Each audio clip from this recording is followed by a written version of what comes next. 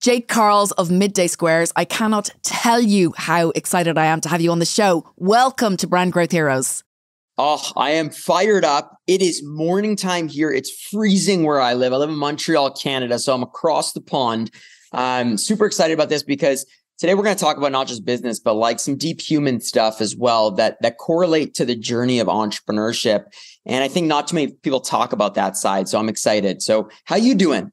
I'm okay, thanks. I'm okay. I think I said to you on my LinkedIn that, and lots of the listeners know, I was diagnosed with cancer, breast cancer, at the end of last year. Well, the kind of beginning of the autumn.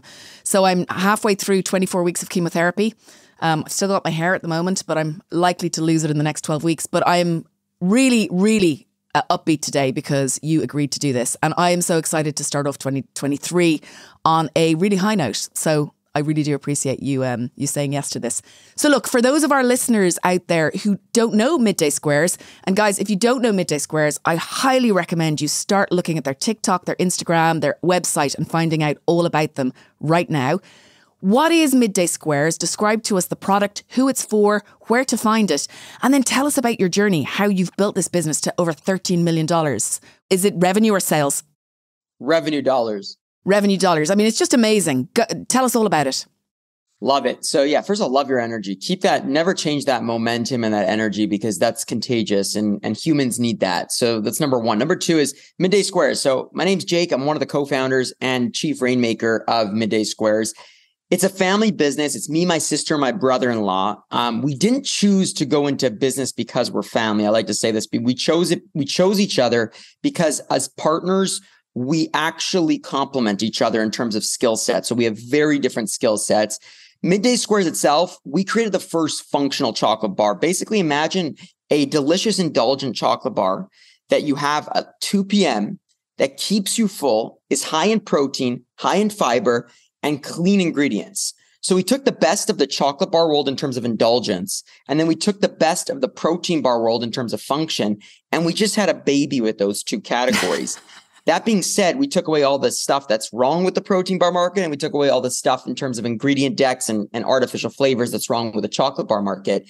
You know, we started this business for a couple of reasons. First off, we're all entrepreneurs. 3 of us have been swinging and missing for the last 10 to 15 years in terms of entrepreneurship. I love that. You know, yeah, which is wild, you know, because we failed, and fail is not a bad word, but we failed in multiple businesses, and my brother-in-law's had some success in some of his businesses.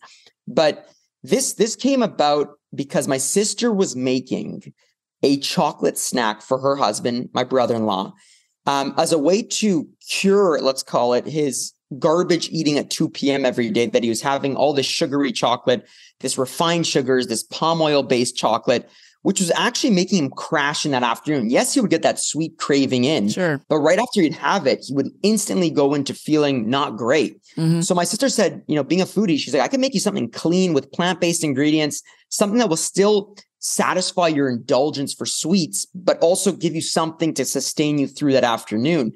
And so she made him this snack, and for years they were eating it as literally just a snack in the house, a home snack. And he would take it to his office. The office loved it. Everyone was loving this product. But my sister was in fashion at the time. She had a fashion company, and he was in he had a software company. She ended up closing that business in fashion, and he ended up selling out of the software company. And they always wanted to work together as entrepreneurs, as partners in a business. And they were looking for businesses to do. And food was the common thing that they both loved so much. Yet they didn't know that the product they were making every day was going to be the product. So they were making all these other products, trying these different things. That's they even very tried funny. They tried morning oats. That failed. And then my brother-in-law read a report from a massive conglomerate here in Canada that showed that dark chocolate, so real chocolate based with cocoa butter, not the garbage palm oil, stuff like that, was growing exponentially. And that actual vegan protein, so plant-based proteins, were also growing exponentially at the time. And this is in early 2018, like January, I believe it was. And he then came out of the shower and he's like, oh my God, my sister was making a baby of these two massive growth categories. Mm-hmm. So then he's like, that is the product. We are going to have product market fit. All we need to do is just get the macros to where we need to get them. But the product is something that the market wants and needs. Sure. And they decided to go commercialize the product over the next 8 months or 7 months. and with McGill University here in Canada, their food science program. And then they approached me in, I think it was June or July 2018. And they're like, hey, we've got this delicious chocolate bar and it's functional. It's high protein, high fiber. The market's going to love it. We need you as the third founder, the third partner to help us launch this business and build the community, build the momentum, the energy, the hype. And I was like to them, I was like, I love you both. You guys are both very great entrepreneurs, but unfortunately, the grocery space, the food world, it's a very complex game. It's owned by, 10 to 15 massive conglomerates that have almost unlimited budgets to spend on, merchandising in store, marketing on terms of traditional marketing and whatever marketing they want to spend. So in order to make room for yourself in the grocery store, there's such limited space. I don't think we could do it. Even if we have the best product, it's so hard. The infrastructure, the barriers to entry at scale are actually extremely difficult. And I actually rejected them for quite a bit. And then finally, I was able to realize that if we did something different in terms of the approach of relating and building relationship with the consumer, that actually might allow us to stick out in the grocery store rather than just be there and pay for the real estate space. We could actually build people going to the store, trying to find our product. And when they found the product, my goal was to make them feel like they were buying from friends or family. And how we did that was through storytelling. I basically pitched my partners, we're going to make a reality show on entrepreneurship. And that's what we did. We launched August 4th, 2018, Mid-Day Squares here in Montreal, Canada. And the goal was we had a great product with product market fit. And then our marketing strategy was so different because it took from the entertainment world rather than from this traditional CPG marketing world. Okay. And so at what point did the traction start happening then? You started telling these stories online. You had this, as I always say to everyone who does my growth strategy program, you made an active choice about how your brand was going to show up. And you were going to show up with the best of the Kardashians, the best of Shark Tank, and the best of Elon Musk. At what point did the traction start happening? Well, here's the kicker. So I looked, when I was pitching them on this launch strategy of reality show and entrepreneurship, I really looked at the TV ratings from Keeping Up with the Kardashians, and they were on fire. And the reason being was people watching that show were fascinated by the drama, the family business, the posh life. And I said, we're a family business. We have drama. We don't necessarily have the posh life, to be honest with you, but we have what the core of drama is from that people love. Sure. Then I looked at Shark Tank, and Shark Tank's TV ratings were on a tear as well. And the reason being is because people were so curious about entrepreneurship. They wanted to know more about business. They wanted to see behind the curtain of businesses. And Shark Tank was just surface level. It wasn't going into depth. The detail. Yeah. The curiosity was there. So I was like, why don't we just take the curtain and go really behind, showing, milestones, breakdowns, therapy sessions, firings, hirings, raising money, legal battles, things that gross margin. I mean, you guys even talk about gross margin. Gross margin, which is probably the most important thing. And then the third thing was I looked at Elon Musk's social media following over such amount of time, and he was growing rapidly. And what I noticed was people wanted to follow him because they became fans of who he is, because he's unapologetically himself. So you either dislike him or you love him. Yeah. And even if it's 50-50, the idea was that 50% will go to anything for that Tesla brand of his, or SpaceX, or now Twitter, where I was like, why don't we show our characters? Because we're three different characters and we can each relate to somebody. And that's when I said to them, reality show on entrepreneurship. Clever. And the traction started coming because people are like, what is this brand? Like, what are they showing? They're showing all this crazy things that we never see in a corporation. Is this for real? Is this authentic? Is this, just a theater? And then they would try this product. So they would see the stuff on social media. They would get curious to try the product. Then they would try the product, and it would reinforce how much care and love was put into such an innovation, because it's a chocolate bar, but it's a double stack layer. It's truly innovative. We actually built our own manufacturing to support this innovation at scale. And then they would be like, wow, I love the product. The brand is very weird and fun. I'm going to keep watching. And because we built the storytelling to be about the journey and bring the customer on the journey with us, they feel those emotions. Yeah. So when you feel those emotions, you want to be part of it more and more and more. So the traction started coming, and it was all online at first. And then next thing you know, we had a small retailer reach out to us and be like, we want to stock your product. Then people would run to the retailer, buy the product. then it would create this more hype, this loop of hype and energy and momentum. And then next thing you know, we're getting knocked on by all these retailers. We started opening them. We had to go build out a manufacturing plant. We had to keep telling the story. We had cameras rolling 24/7. Still to this day, I think we have 60,000 videos of every moment that has happened for the last 4.5 years. My God. And it's been a tough journey though. So there's been great moments, but it's ups and downs, and it's not always flowers. And that's what we try to show to the consumer is there is real pain and misery and loneliness on this journey. And it is really fucking hard, excuse my language, to build a scaled CPG company today. And I don't want to discourage people, but it's high barriers to infrastructure. The problem is distribution, sales execution, and manufacturing are not easy. No. And everyone listening to this show knows that because they're all in the business, you know, either in kind of really big CPG as brand managers or even, you know, marketing directors or scaling their own businesses. And that's why they're listening, because they want to know what are they getting wrong or how to get it right. And they also want some reassurance that, you know, even people like you guys get it wrong. There's a couple of things that strike me, right? One of the things is that everybody out there, you know, in trying to scale a food or beverage or CPG brand thinks if I go on Instagram or TikTok and get some engagement, that's the way to do it. Your brother-in-law, I should say, said, if you're making the average decision, or if you're making the decision that's kind of average, which is basically, let's get some engagement, inverted commas. We'll do that through Instagram and TikTok, and we'll do it in slightly average ways. We'll do it in a way that looks like best practice. And then they wonder why they're not getting anywhere. And when I started getting into your reality TV show through all of your different channels, I realized that actually I haven't been fair to the people I've been teaching. Neither in the university that I teach in, right, business school I teach in, nor to the people on the growth strategy program. Because the best cases that I've called out are not good enough, right? What you guys are doing is so far above what everybody else is doing. The gap is so big that everybody needs to take stock and say, hang on a second. What I thought was going to help me drive engagement isn't anymore. And the difference is that you guys have made this active decision on how to show up online and on, you know, on your podcast. So through all of the different channels. And it is this reality TV show. So it's like one big platform, one big theme. And then everything comes from, and you put all your investment against it. You put all your time against it. You put your expertise against it, right? You build up the resources around it. Nobody is doing that. They're doing it in a very, very small way. And it just doesn't cut it anymore, right? Yeah. And I think you're so right. I think we think that posting a post is good because we posted it. We think that creating content for the sake of content is good because it's content.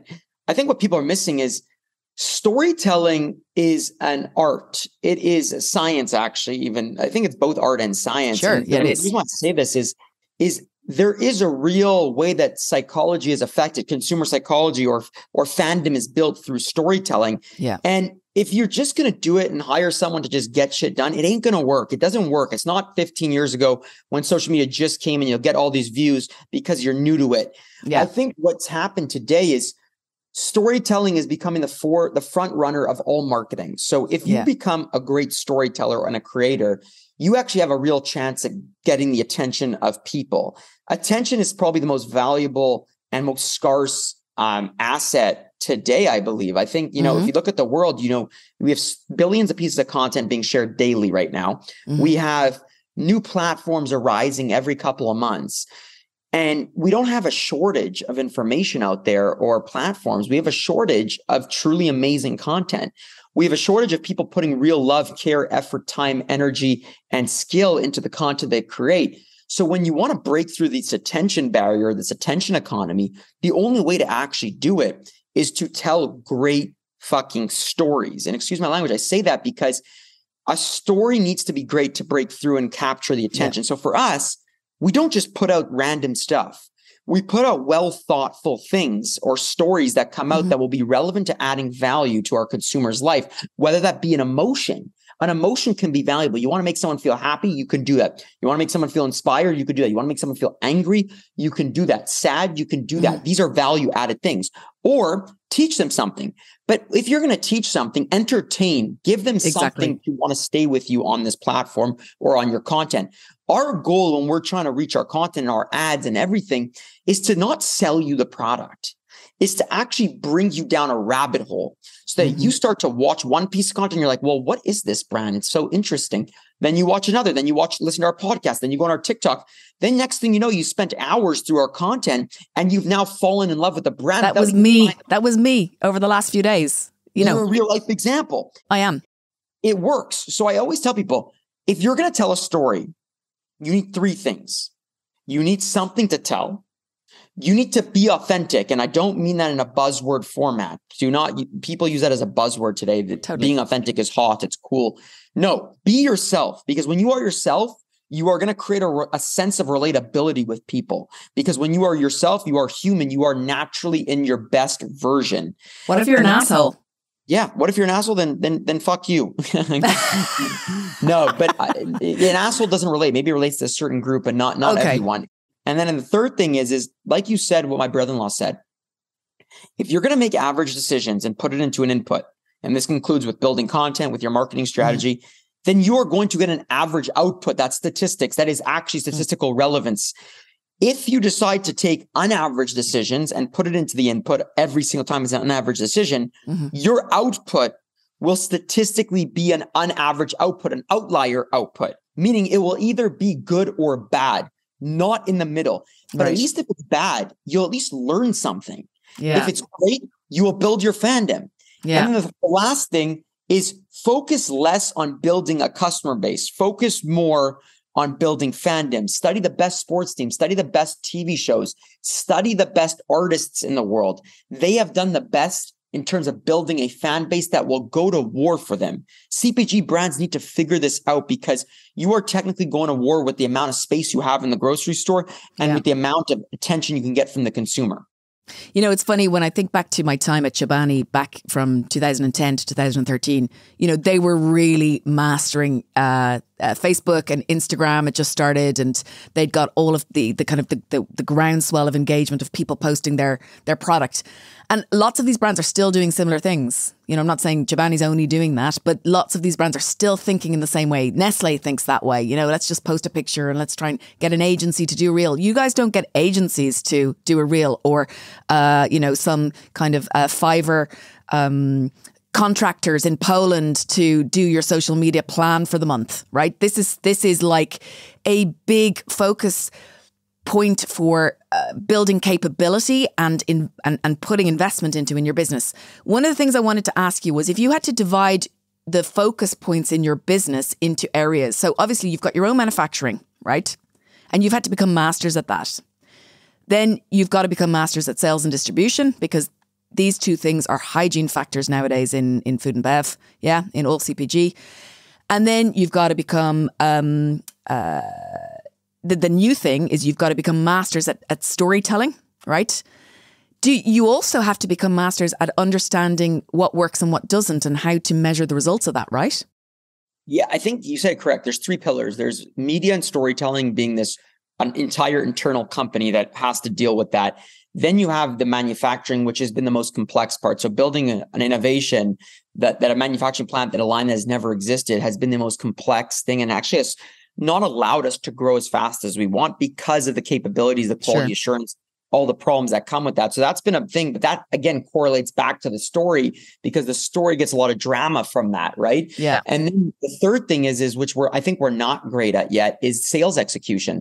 I think we haven't found our way into understanding retail at its highest level in terms of how to get the product, merchandise it. We are a refrigerated product. A refrigerated bar is a new type of category. So convincing retailers to understand where to place it has been absolutely a hellhole for us. That being said, we have three different businesses and we're trying to optimize all three. And my only fear in this world, and it's okay if this all fails, by the way, it's totally okay. And I say that, not thinking that it's going to fail, but being okay with it mentally is that we're juggling too many things and it's almost impossible or hasn't been done, in my opinion, from a new age company to have all three pillars optimized. So internal agency within your company. So you being the internal creative agency, you being your internal manufacturing, building the entire vertical integration one day, hopefully. And then the third thing is understanding how to win CPG traditionally through the infrastructures of sales and distribution. Yeah. So once that's what fears is the juggling of all that with the amount of resources that we currently have as an organization. It's just going to come down to having a really, really strong leader at the top of that commercial arm. The way that I think, is it Leslie who does the manufacturing side? Yes. And you do the internal agency and the creative and the comms side. What does your brother-in-law do? He's ops, so he's data driven, and he runs a lot of the manufacturing side as well as the actual. He does all of our e-com side. He does all of the finance. Amazing. So he's part of that side. So the one thing that's missing is we had leaders in sales, but we've actually changed that team recently, and we've taken over in the interim to understand it and run everything by data. So we're trying to run it similar to how my brother-in-law ran his software companies through data and analyzing the data and running everything through. And that's right. But that's right. That's how it's done in retail. Absolutely.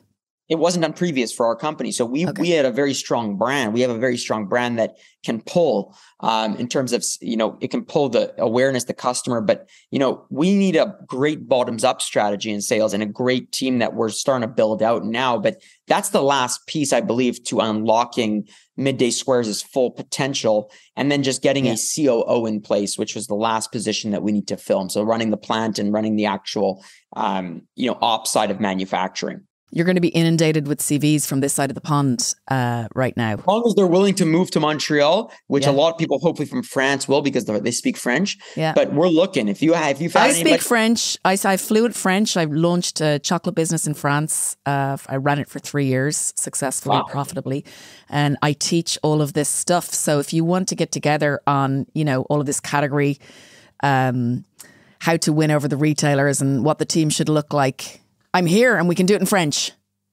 I love it. Je parle français bien, tabarnak, mais in Quebec. Oui, mais c'est très difficile de comprendre ton accent. Ça, c'est vrai, hein? Oh, yeah. There you go. Woo! Okay, so look, there's so much to unpick here, and I could talk to you all day, but I know that your time is really, really valuable and precious because you guys work, 18-hour days? We work a lot, but, I think that, we've done this, we've been going 4.5 years, and it's tiring. It's a tiring journey. It's painful. It's beautiful at times. But no, we used to do like crazy 18-hour days. Now we go hard from like 6 a.m. till like 6 a.m. till 6 p.m. I would say. And then after that, we try to rest. Talk to me about people. How many people are on your team now? I think we're 61, I think. It's massive. I mean, that is massive. What age? I think you're still 29, are you? Yeah, I'm still 29. Yeah, so you're just 29. You are Forbes 30 under 30. Congratulations. You recently got engaged? Yeah, last month. Last month. Congratulations. Your fiance looks absolutely beautiful. And I'm so glad for both of you that you have seemed to have found this best friend, supportive relationship that we all strive for and wish for, but not many of us find. So that is just a beautiful thing. And it seems that your sister and brother-in-law have the same. So you're very lucky people. And I know you know that. Talk to me about managing 61 people, about how you guys manage them, but then also manage yourselves and manage your personal life between yourself. I think you guys have a therapist between the three of you, and then there's therapists between two of you, and then individual. And then how does your wife to be feel about you working this hard? Talk to me about all of that stuff. So therapy has been the answer for a lot of these, a tool, and actually have a session with him today, an individual session with him, Dr. James Gavin today later this afternoon regarding a personal life issue that still is leaking into my professional life. So I think the key to this whole thing was therapy. Therapy has been, we go minimum once a week together as partners. So the three of us, to make sure that our partnership remains extremely strong and extremely, as we grow as leaders, we get better communicating, we get better understanding each other, and we stay aligned. And then the second part of that therapy is making sure that we still stay as family, as close as we are as family, because that is really important to us. So that's on the therapy side. And then the second thing is this personal life. I think once you sign off in entrepreneurship, you make a deal with, whatever you sacrifice, that you are giving up a lot of things in your life to try to make your vision come true, on what you believe is that dream or vision. You see it so clearly, but a lot of people around you don't. They don't understand. So a lot of time I feel personally misunderstood, lonely, at times very depressed, which I've never felt before this journey. And the reason why I feel that is because, I feel like I go from the highest highs of the world, like getting the craziest things that happened to me, to then hitting very lows. And for me, I still have not made this a successful flow yet, but I'm working on understanding that, it's ups and downs, but just swimming with it is how you have to do it. You can't go from peak to peak on the mountain. No. And chasing that is what will kill your expectations. So, I've worked with my therapist to understand how I swim with the down days and come back up and start climbing, and how I don't stay in the negative momentum spiral, and how I keep the momentum in terms of direction and tension, even if things are going bad, in positivity. And I think that therapy has been the only reason why I'm here today, right now, in terms of, still in business and still trying entrepreneurship. And my personal life has had deep effects. My fiance, or soon to be wife, she's been with me for the 4.5 years of this journey, and she's seen the good, the bad, the ugly of myself. My lowest moments of my life, my highest moments, my ego going from all kinds of different things, and she stood by my side, through thick and thin. And I think that that's really important as an entrepreneur, to have that partner, best friend or partner or whatever, support system that can be there. That being said, I think I've been selfish in the sense of, it's been the Jake Karls show for the last 4.5 years, and not purposely, but she's climbed along and committed to it. She's happily committed to it, voluntarily. But again, knowing that it's just been the Jake Karls show in my head, is I try to figure out how I can make it more her show, more often. And it's been difficult. It's been difficult finding how to do that. When I go for dinners, people come up to us to talk about business. I don't want to. I don't want to talk about, I want to promote the brand always and build, opportunities. But, slowing that down is really important, because when I'm sitting there and I'm not present, that is dangerous. That's a dangerous game you're playing. You could lose the people around you that really matter. But my sister, my brother-in-law, their marriage was almost costed in the second year of the business, because the stress was so high. The pressure cooker was so high. They started to fight with each other very deeply. And then they went through deep therapy multiple times a week. I think it was like 3 to 5 times a week at one point. And they climbed out of it, but they built tools to protect against it, how to work through it. And I just think the journey is not as glamorous as, you build your business, sell it for $100 million or $500 million or $1 billion or 10 million.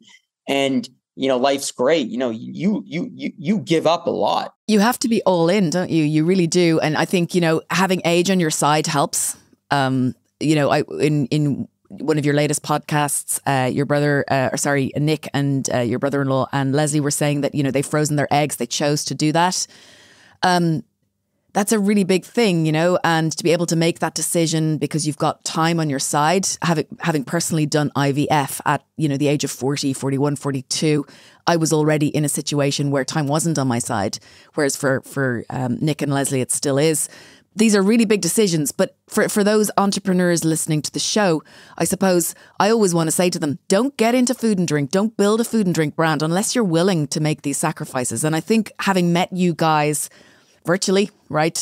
You hadn't met me, but I had been submerging myself in your world. I realized, like I said earlier, I haven't been fair, because I haven't really said, this is how much you need to be ready to invest to get the cut through that the big guys are getting. Personally invest in terms of time, in terms of energy, in terms of emotion, in terms of your relationships. Yeah. And you give up like even like the basis of I'm always thinking, how can I get better? How can I improve? How can I learn? I think once I've entered this journey, I'm stuck on this growth curve where I'm obsessed with growing as an individual or as a business leader. And what that means is I consume my time with more of like books, more of learning. I always want to learn, whether I'm doing something, try new things, which has been a great win for me in life, but that's also taken away a lot of time from things I used to do, like, hang out with my childhood friends. I'm not saying that the childhood friends stay with you forever, because they don't. And a lot of them don't, to be honest with you. And you move on from different chapters. But I've also, noticed that, sometimes like when you do something really cool and you expect, the support from people around you that matter, and you're doing something big and you're getting all this spotlight and within, realm of whatever spotlight that means to you. Sure. Sometimes people won't even say anything to you. They won't want to be, it's a weird dynamic, entrepreneurship. And it's also like, I'm telling you, like, you look at all the leaders out there, they have a common ground of, they give everything to it. They sacrifice a lot. They're personalized. A lot of them are fucked up, unfortunately. And they truly just see a vision, and that is everything to them. And I think that we see a vision of building the next Hershey's in terms of the better for you chocolate space, not the chocolate that they make. Totally. And that's what we want to build in terms of size, impact, is we want to be that next version, but with a modern view and a modern consumer and cultural relevance and, authenticity. And it seems to be impossible, and all odds seem to be stacked against us. But for us, we're trekking there, day by day, and it could take us 50 years. But we're okay with that. And that's the journey we've accepted. And I hope that we the three of us, at least as entrepreneurs, make it out as better humans after. And I don't know, I can't guarantee you, because it is a fucked up journey where, momentum swings, emotions go crazy. You experience betrayal, extortion, legal. You see the world in a very ugly place at certain times, but you also see the beauty of team, a beauty of people, a beauty of what you can actually accomplish as a human, and the impact you could actually make for the better of the world. And I don't say it in a cheesy way. I say it truthfully. Whether you're inspiring people to do things or you're creating better for you stuff. And the last thing I could say is, don't go into food and beverage if you want to make money quick. It is not the industry to make money quick. It is a long game that I think the media has portrayed as it possible to be a short game of 3 years in and out. That is not true, at least for most cases. The odd one does happen, but this is a long game that will take deep pain and time and energy and pressure to get to where you want to believe you can get. But once you get there, the world is your oyster at that level. I've got some quick fire questions for you at the end, because I know we're going to run out of time soon, but I don't want to leave without getting some answers on these things. When you put together your videos, right, for whatever channel that's going to be, how do you measure the results? How do you measure the results, but commercially, in terms of sales?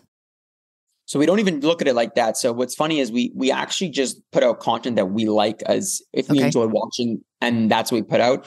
We've worked on understanding how it works in terms of growth and the type of content we put out. For example, on TikTok, we know it's going to get the 100,000+ views organically, up to 10 million, because of the way that we do the storytelling. So that we can't really tell you it turns to sales, but then we look at our numbers at Target and they're up, right? So the content naturally builds the awareness for the brand and the fandom, which then eventually turns into sales over time. Or people, like a fan will go home to their dinner table, even if they've not tried the product, say, have you seen this brand?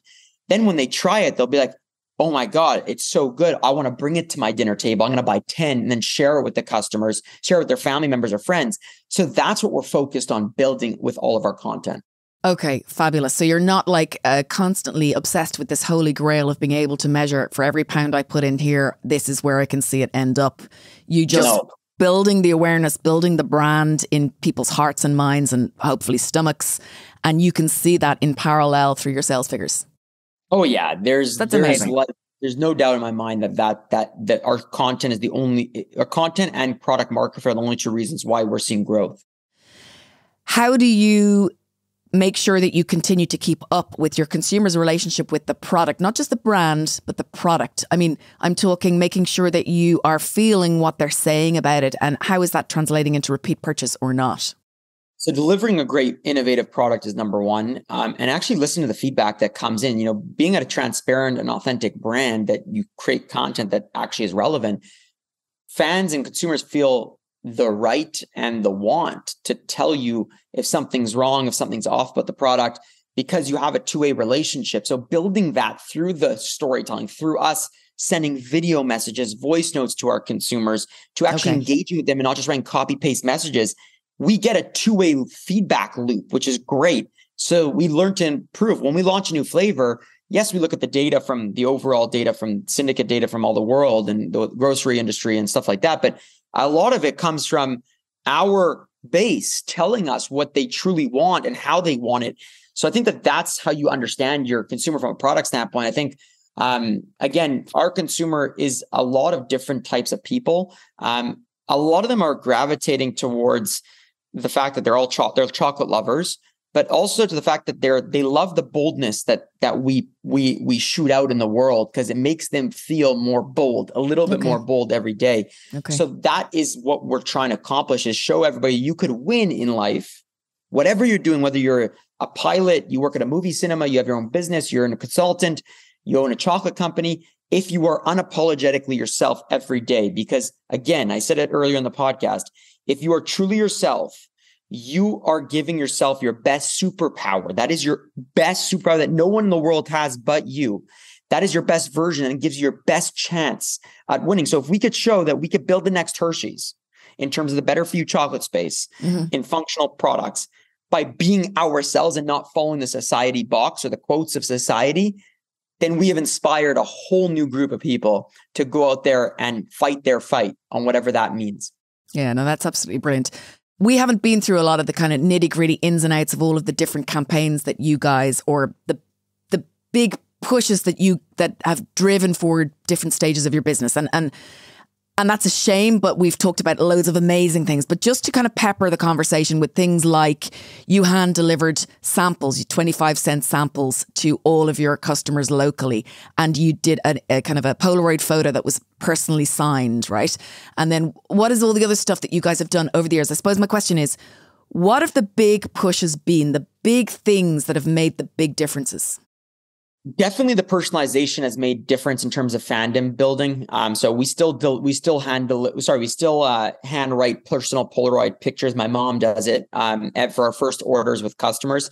Oh my God. Send videos to our customers on social media in response to what they respond to us. So if they engage with our brand, I will spend an hour. Today I'll spend about 2 hours doing it, actually, because it's Friday, but 2 hours sending custom videos, saying thank you and personalized stuff about them that I appreciate, because that actually creates the real bond. And again, it takes away the corporation transaction.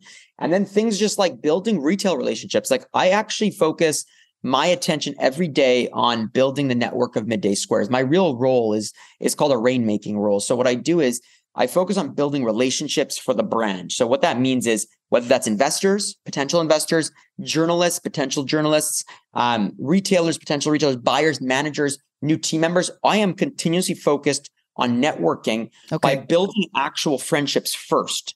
So I will get on a plane, go to New York to meet somebody for dinner, and then come home, not even talk about the business, but just to work and become friends with them. And then if business happens after that, great. So I focus on that 24/7 of my time, actually. And what that does is it creates these real relationships that last, and I water them like a plant. And eventually, when my sales team says to me, "Hey, we need a buyer at Target to talk to," I've already become best friends with them. So when I want to talk to them, I say, "Hey guys, can I introduce you to my sales team?" They are super warm about it. They want to open hug and do it, So this strategy is a long game. It takes time. You need to get on planes. You need to show up in people's homes. You need to go to places and actually put yourself in uncomfortable zones. That is what makes a difference. That is what makes a difference alongside a great innovative product and alongside a great story that continues to be told. And some incredible brains, because one of the things that has struck me was, the three of you are so articulate, right? So bright. And the other thing you do, which is something that I do, and it's why I built the growth strategy program, is you've tried to systemize all of your thinking. You talk about inputs and outputs earlier. I wreck the head of everybody on my program because I'm constantly going, inputs, machine transformation, outputs. That's what your strategy is. It's the machine transformation at the end, but you've got to have the right inputs.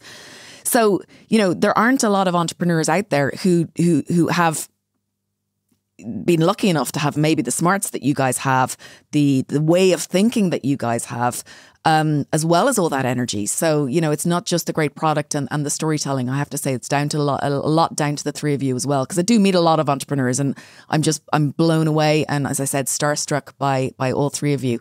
And I would say a big hello to Leslie and Nick. I haven't met you, but I'm a massive fan. Final question. We're going to make that happen. We're going to make I would love that. I would really love that. I'd love to have you guys all on the show, or just even say hello and let's talk about retail. One last question, which is, can we buy Mid-Day Squares in the UK or Ireland? So we cannot yet. Because it's chilled. That being said, we are not trying to be just a North American brand. We are actually trying to be a world brand, a global brand. And after the United States, I believe that we're coming to the UK and Ireland. So that being said, we're just trying to figure out a logistics way to do it, because shipping refrigerated chocolate is very difficult. So, we're trying to figure out how we get that across the pond properly. Or do we manufacture out in Europe and then start distributing from there? So I know someone you could talk to. So the sponsor of this show is Strong Roots, and I'm very close to Samuel Denigan, who is the founder of that brand. He ships it the other way, frozen, and has built the manufacturing in the USA. But he knows so much about manufacturing in Europe and so much about getting across the pond, chilled and frozen. You can just substitute one for the other. I'll introduce you. Please, that'd be awesome. He'd love to speak to you.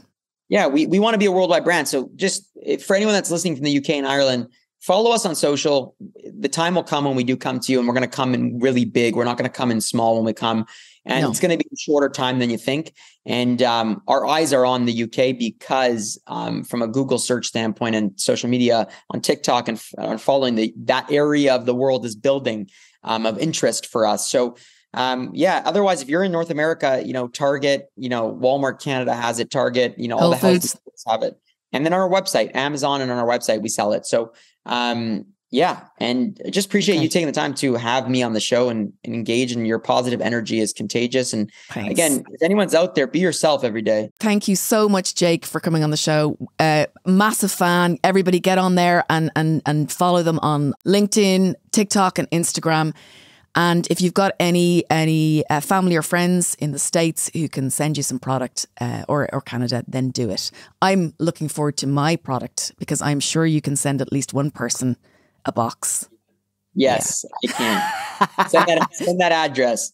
I will. Jake, loads of love to the three of you. I'm looking forward to meeting you again. And thank you so much for coming on the show. Appreciate you.